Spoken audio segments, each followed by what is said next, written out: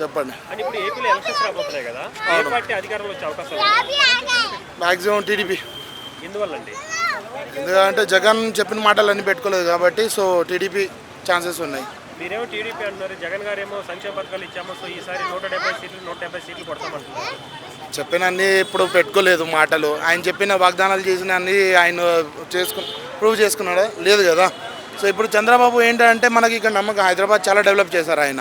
So next మన ఆంధ్రాకి ఇప్పుడు ఏంటంటే ఒక మంచి సీఎం కావాలి. సో ఆయన డెవలప్ చేస్తానని ఒక నమ్మకం ఉంది. మళ్ళీ అలాగే టీడీపీ జనసేన పొత్తు గురించి ఏం చెప్తారు?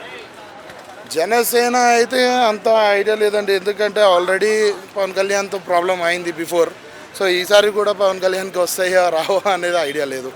అది కలిసారు కదా, ఎలాంటి ప్రాబ్లం ఏంటంటే జస్ట్ ఓట్స్ అటు ఇటు పోకుండా ఉంటాయి అంతే, జస్ట్ వాళ్ళకి.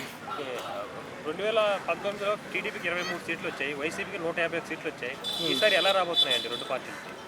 మ్యాక్సిమం నేనైతే అనుకుంటున్నాను చంద్రబాబు టీడీపీ అయితే గెలిచిద్ది అని అనుకుంటున్నాను.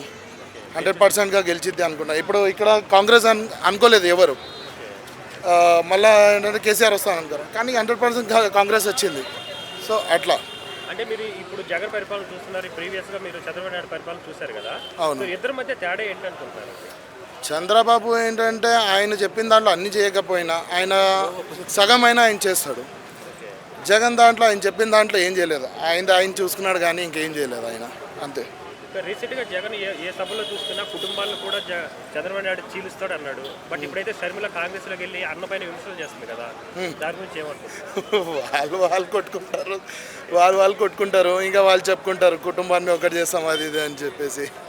కానీ చంద్రబాబు ఏంటంటే నమ్మకం ఒకటి, ఆల్రెడీ ఆయన తెలంగాణ చాలా డెవలప్ చేశారు. ఈరోజు తెలంగాణ ఇంత అభివృద్ధి చెందడానికి కారణం చంద్రబాబు.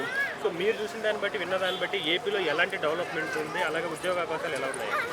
ఉద్యోగాలు లేదని కాబట్టే కదా తెలంగాణకు వస్తున్నారు. ఉద్యోగాలు ఉంటే తెలంగాణకి ఎందుకు వస్తారు?